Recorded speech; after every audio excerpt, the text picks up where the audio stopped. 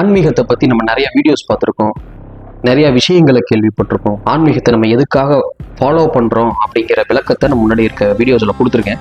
இதை பார்த்துட்டு வந்து அதுக்கப்புறம் இதை பாருங்கள், இல்லாட்டி லிங்க் நான் டிஸ்கிரிப்ஷனில் கொடுத்துருக்கேன், போய் பாருங்கள். அப்போ ஆன்மீகத்தினோட முக்கியமான வேலை நம்மளுடைய ஆன்மாவை, நம்மளுடைய உடல், நம்மளுடைய ஆரோக்கியம் இது எல்லாத்தையும் சீரமைக்கிறது தான் அதனோட வேலை. அதுலேயும் முக்கியமாக கர்மாவை அதை சீரமைக்க முடியும். நம்ம கர்மா இப்படி இருக்கணும், இப்படி இருந்தால் சரியா இருக்கும் அப்படிங்கிற விஷயங்களை இந்த ஆன்மா மூலியமா நம்மளால உணரவும் முடியும், அதை செயல்படுத்திக்கவும் முடியும். எப்படி இந்த கர்மாக்களை நம்ம ஹேண்டில் பண்றது, எப்படி கர்மாக்கள் நமக்கு உருவாகுது, இந்த கர்மாக்களை எப்படி நம்ம மாத்திக்கிறதுனா எப்படிங்க? ஏற்கனவே பதிஞ்ச கர்மாவை மாற்ற முடியாது, இனிமேல் பதிய போற கர்மாவை நம்மளால மாத்திக்க முடியும்.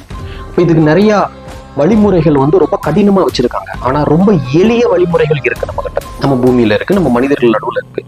அந்த எளிமையான வழிமுறைகளை பத்தி தான் இப்ப நம்ம பேச போறோம். கர்மாக்களை ஈஸியா நம்மளால ஹேண்டில் பண்ணிக்க முடியும். அனைவருக்கும் வணக்கம். நான் ஜே.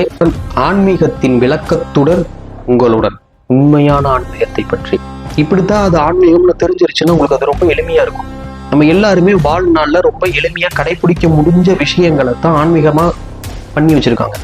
எப்படியெல்லாம் நமக்கு ஒரு பிரச்சனைகள் வருமோ அந்த மாதிரியான சூழ்நிலைகள் எல்லாம் எப்படி நம்ம தற்காத்துக்கிறது, எப்படி நம்ம அதை விட்டு விலகி நிற்கிறது, யாருக்கும் பாதிக்காத அளவுக்கு எப்படி நம்ம ஒதுங்கிக்கிறது, இல்லை நம்ம ஏதாவது ஒரு செயலை செஞ்சிட்டோம்னா அது எப்படி பாதிச்சிடும், இந்த மாதிரியான விஷயங்கள் எல்லாம் இந்த ஆன்மீகத்துல புதைச்சி வச்சிருக்காங்க. இது நம்ம தெளிவாக தெரிஞ்சுக்கிட்டோம்னாலே நம்ம வாழ்க்கையில எல்லா விஷயத்தையும் இனிமையாகவும் எளிமையாகவும் கொண்டு போயிட முடியும். கர்மாவை எப்படி ஹேண்டில் பண்றது?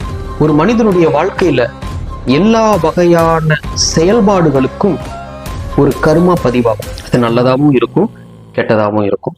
நீங்க எப்பேற்பட்ட செயலை செஞ்சிருந்தீங்கனாலும் அதனால ஒரு கர்மா பதிவாகத்தான் செய்யும். அது நல்லதும் இருக்கும், கெட்டதும் இருக்கும். இது எப்படி நல்ல கர்மாவா இருக்கிறது, கெட்ட கர்மாவா பார்க்கறது அப்படின்னா அது உங்களால பிரிச்சு பார்க்க முடியாது. நம்ம அதை பிரிக்கணும்னு யோசிக்க ஆரம்பிச்சோம்னாலே அதுக்கான கால அவகாசமே ரொம்ப காலம் எடுத்துடும், அதுக்கு டைமும் இருக்காது நம்மளுக்கு. அப்ப சாதாரணமா நம்ம செயல்பாடுகளிலேயே எது நல்லதா இருக்குமோ அதைய மட்டும் செஞ்சுக்கிட்டே வந்தோம்னாலே அதிகபட்சமான கெட்ட கர்மாக்கள் நம்மளை விட்டு விலக ஆரம்பிச்சோம். ஒரு செயல்ல இருக்கிற சாதாரண மனிதர்னால கர்மாக்களை நல்லது கெட்டதுன்னு பிரிச்சு பார்த்து செயல்பட முடியாது. அப்போ அவங்க உடம்புல கெட்ட கர்மாக்கள் பதிய ஆரம்பிச்சிடும். அப்படிங்கறதுக்காகத்தான் நம்ம முன்னோர்கள் நமக்கு கோயில்ன்ற வடிவத்தை அமைச்சு கொடுத்தாங்க. அதாவது எந்த ஒரு சமுதாயத்திலும் எந்த ஒரு உலகத்துல எங்கேயுமே இல்லாத ஒரு முக்கியமான விஷயத்த நம்ம மண்ணில் நமக்கு உருவாக்கி கொடுத்துருக்கிறதுக்கான காரணமே சாதாரண மனிதனால கர்மாக்களை ஹேண்டில் பண்ண முடியாது. அப்ப அவங்க தன்னுடைய கர்மாக்களை ஹேண்டில் பண்ணிக்கிறதுக்கு, தன்னுடைய கர்மாக்களை சரி கட்டிக்கிறதுக்கு, சீரமைச்சுக்கிறதுக்காகத்தான் கோவில்னு ஒரு விஷயத்த நம்ம முன்னோர்கள் நமக்கு கொடுத்துருக்காங்க. இந்த கோவில்ல எப்படி நம்ம கர்மா என்ன எனக்கு ஒன்றும் புரியல, ஈஸியான விஷயம்தான், ரொம்ப அவ்வளோ குழப்பிக்கிற விஷயங்கள் எதுவுமே இல்லை. ஆன்மீகம்ன்றது ரொம்ப எளிமையா நம்ம வாழ்க்கையில நம்ம பின்பற்றிக்கக்கூடிய விஷயங்கள் தான். முன்னோர்கள் சொல்லி வச்ச ஒவ்வொரு சின்ன செயல்களுக்கும் மூட நம்பிக்கைன்ற பேர்ல இன்னைக்கு நம்ம ஒதுக்கிட்டு இருக்கோம். அப்படி இருக்கிற ஒவ்வொரு விஷயத்திலையுமே 1000 அர்த்தங்கள் பதிஞ்சிருக்கு. இன்னைக்கு நம்ம நடக்கிற விஷயத்தை பத்தி மட்டும்தான் யோசிக்கிறோம், நாளைக்கு நமக்கு என்ன நடக்கணும் அப்படிங்கிற விஷயத்த நம்ம யோசிக்க மாட்டேங்கிறோம். ஆனா முறையா ஒரு மனிதன் நாளைக்கு எப்படி நடக்கணும் அப்படிங்கிற விஷயத்த யோசிச்சுதான் இன்னைக்கு என்ன நடத்தணுங்கிறதவே நம்ம முடிவு பண்ணிக்கிறோம். நம்ம இன்னைக்கே இதுல ஜெயிச்சாகணும், இன்னைக்கே நம்ம இதுல தப்பிச்சாகணும், இன்னைக்கே இதை நம்ம பண்ணி ஆகணும், இப்பவே எனக்கு எல்லாம் கிடைச்சாகணும், நான் நினைச்சதெல்லாம் நமக்கு கிடைச்சாகணுங்கிற பேர்ல நம்ம செய்யற செயல்கள் எல்லாமே நல்லதா கெட்டதான்றதே தெரியாம நம்ம ஒரு சூழ்நிலைக்குள்ள போய் மாட்டிக்கிறோம்.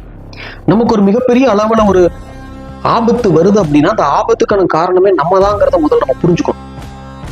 இன்னொருத்த மேல பழிய போட்டுட்டு நம்ம தப்பிச்சு போனோம்னா தப்பிச்சுக்கலாம், பட் ஸ்டில் அது ஒரு கர்மா தான். நமக்கு வர்ற ஆபத்துக்கு நம்ம தான் காரணம் அப்படிங்கிறத நம்ம உணர்ந்துட்டோம்னாலே இந்த பிரச்சனையில இருந்து நம்ம வெளியில வந்துருவோம். கர்மாக்கள் மிக கொடியது, அதே மாதிரி கர்மாக்கள் ரொம்ப மென்மையானது. இந்த கர்மா அப்படிங்கிற விஷயம் இருக்கிறதுனாலதான் இன்னமும் இந்த பூமியில ஆன்மீகம் இருக்கு.